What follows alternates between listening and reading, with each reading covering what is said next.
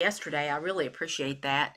I know the suppository topic is a little strange, but there's a method to the madness, and we're kind of going to get into that. So I kind of ended up with just talking about how we absorb normal medication and the difference between that and a suppository.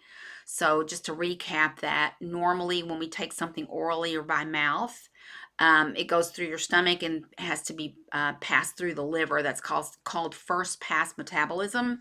And so if you were to take an opiate or an antidepressant or something like that, it's going to have to go through that process before it reaches those neurotransmitters in your brain and results in the effect that you're looking for. So with suppositories, it's different because it's just going to go through the tissue in either the rectum or the vagina, whichever place you're inserting it. And there's a difference. We're going to talk about why one would be preferred over the other area. But so it goes through that mucosa, that tissue, and it passes first pass metabolism. So in the case of, if you were to have, I don't even think they don't even make opiate suppositories that I'm aware of. But in the case of using THC, if you use a suppository, you're never going to feel the psychoactive effects of that suppository. It doesn't happen. I don't know how. I don't know why. But it's pretty interesting, actually. So I've been listening to this cannabis health podcast, or it's Cannabis Health Radio. And in that podcast, there are stories after stories after stories after stories of people who have been diagnosed with cancer, and they have chosen, some of them have gone on and done some conventional treatments like chemotherapy or whatever, but a lot of them have chosen to use plant medicine as an alternative approach. And people might go, well, y'all are just stupid for that, but their stories, that's their story, and it's real. And so what they're doing, like in the case of one guy, he had pancreatic cancer. It was stage 4. And if you know anything about pancreatic cancer, you know that if you're diagnosed at stage 4, it's pretty much a death sentence.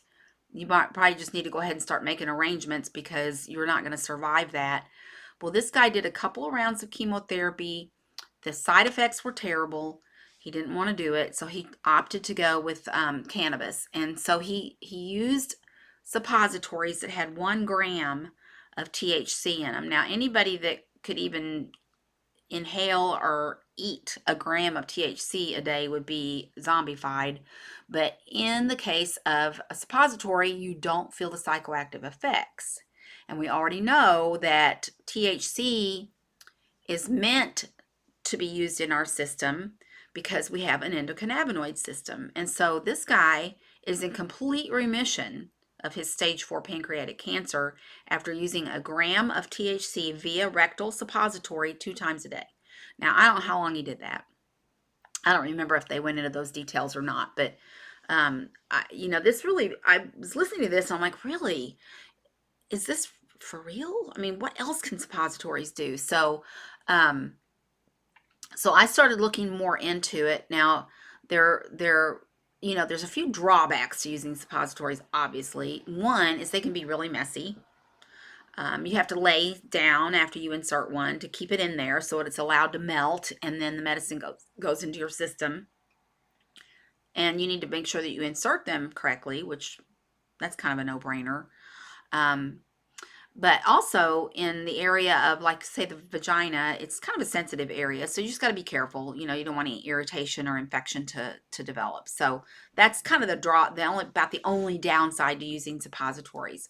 They're used to treat a variety of conditions. In conventional medicine, we use them for constipation, migraine headaches, morning sickness because of the nausea.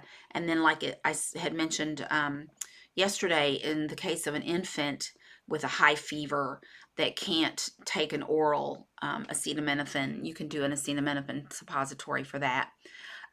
They can be, this is a really good delivery method for other medications like chemotherapy drugs and stuff like that, but I don't know that much about that, so I probably shouldn't even said it. But anyway, we're going to be looking at the cannabis aspect of it, obviously. I'm just scrolling through my notes. I don't know all this off the top of my head. But so it takes about 30 minutes to absorb into the system. Again, if you're going rectally and you don't want to feel the psychoactive effects of a high dose of THC, you need to insert that suppository in the lower 2 inches of the rectum. If you go any higher than that, you pass that sphincter and then it gets up into the bloodstream, and you can feel the psychoactive effects of that, but you can't if you do it in that lower 2 inches or if you insert it into the vagina. So the pros and cons of suppositories are they're easy to use and they can be self-administered. That's the pros. They provide relief from conditions like constipation really fast.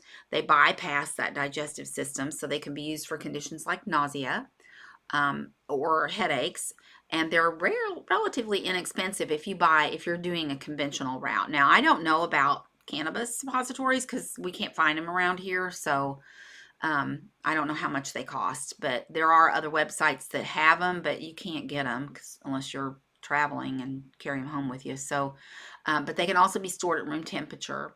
Now, the con, I already mentioned one, they can be messy. They can be a little uncomfortable to insert. They may cause a little irritation or itching. And if you're using them rectally, maybe a little bit of gas might develop, but probably not. The cannabis suppositories, good grief. So we all know that cannabis can be infused into edibles, brownies, gummies, and all that kind of stuff. Well, it can also be infused into cannabis.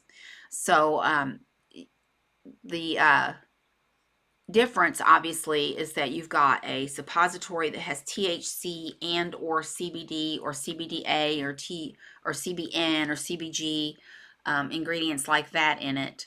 You can take a large amount of THC via suppository that you would probably never be able to do if you did it orally or you tried to smoke that much. It'd be impossible. So obviously, this is definitely being used as medicine, and there's a lot of benefit to that. So there's a doctor. His name is Mikhail Kogan, and he's a medical marijuana expert. And what he says about suppositories, and this is quote, although there are very few studies on the use of cannabis suppositories, I find that they are one of the most effective routes of delivery for back, pelvic, vaginal, and rectal pain, unquote. So I decided I was going to explore this a little bit more, and I made some. So I've been using them, and it's personal, but when you get my age, which is not old, but unfortunately, the things that happen to us when we get this, in this age group. I hate to say my age because I don't feel like I'm that, but the hormone changes and all that kind of stuff, and you have, painful intercourse and all that. So I thought I would try using these to see if that would change that. Now, it's only been a couple weeks and I haven't really experimented very much, but I'll keep you updated on that. So anyway, that's what I'm using them for, because I want to see if it will help with pelvic pain, because that's what it is. It's pelvic pain. And according to the doctor, Mikhail Kogan, and other articles and stuff that I've read, it really helps with that pelvic pain. So I advise everybody to go check out the Cannabis Health Radio podcast. Do that, because there's just fascinating stories on there of women with breast cancer and Parkinson's disease and all these things that people are using cannabis suppositories for and getting amazing relief. So I do have a personal little testimony to share. So I go to Refit, and that's a dance class. A lot of you know about that. But a couple weeks ago, I don't know what happened. I came home, I was hurting like really bad. My hips were hurting. My knees were hurting. It was like, gosh, I'm hurting. Why am I feeling like this? So I tried one of the suppositories vaginally, and I woke up a couple hours later after going to bed, and I had to go to the bathroom. And my pain when I went to bed, I would say it was an 8. And when I got up to go to the bathroom 2 hours later, it was a 2. That's how much it improved. And I didn't take anything else. I didn't do any Aleve or Advil or Tylenol or anything like that. It was just the suppository. So I think they work. I'm happy with this. I wish that we had some more available to us, but we don't. But anyway, I'm going to be writing a blog about this and including some of these links for you. So check it out. If you want my blogs and you're not getting them, please let me know. You can go to my website and sign in there and start getting the blogs. Send me a direct message or a PM or something like that, and I'll be glad to add you. So anyway, y'all have a great day. Bye bye.